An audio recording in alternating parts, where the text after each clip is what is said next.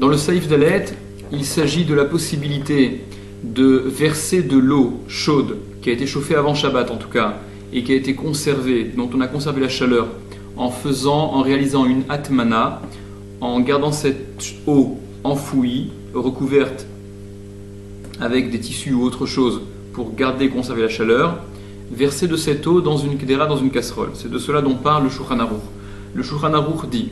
Yesh limchot, il y a lieu d'empêcher, d'effacer littéralement, beyad anoagim, dans la main de ceux qui ont l'habitude. Donc il y a lieu d'expliquer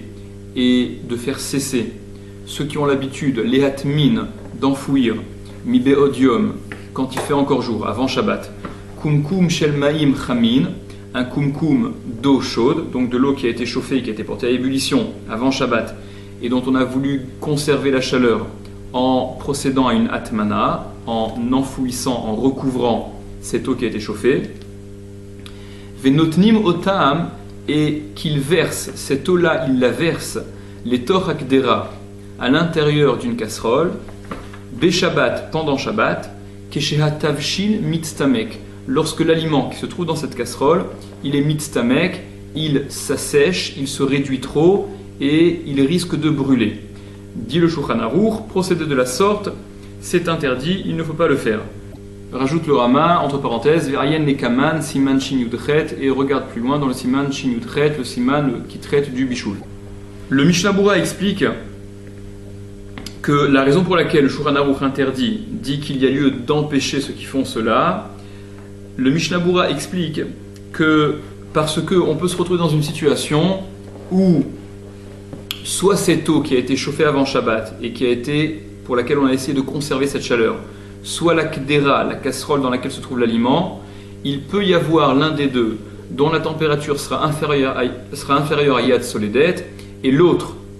pour lequel la température sera supérieure à Yad Soledet, et donc le mélange des deux aura pour effet de réaliser un bichoul, une cuisson. L'aliment, si c'est de la kdera qu'il s'agit, ou l'eau, si c'est l'eau qui a baissé de température à moins de Yad Soledet, au contact de ce qui est à une température supérieure à Yad Soledet, pourrait causer un bichoul, une cuisson, et par conséquent, c'est pour cela que le Shulchan Aruch interdit. Ça, c'est ce qu'explique le Mishnah Brura. Et le Higletal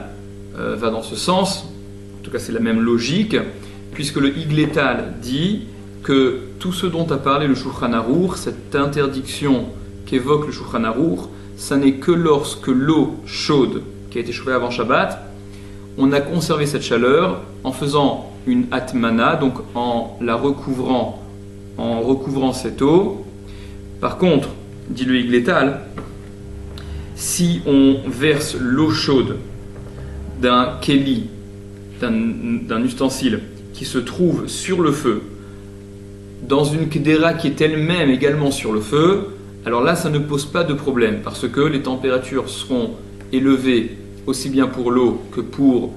l'aliment qui se trouve dans la kdera qui va recevoir cette eau, et par conséquent il n'y a pas de bichoul qui sera réalisé. Ça c'est ce que comprend le Higletal. Par contre,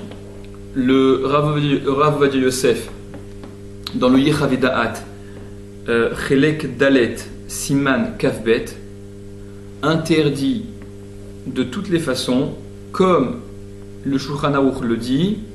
et ainsi le Or LeTzion et le Minuchat Ahava rapportent également cela,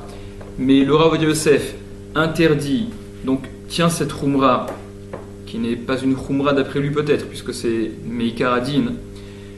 d'agir tel que le Higletal explique le Shulchan Aruch,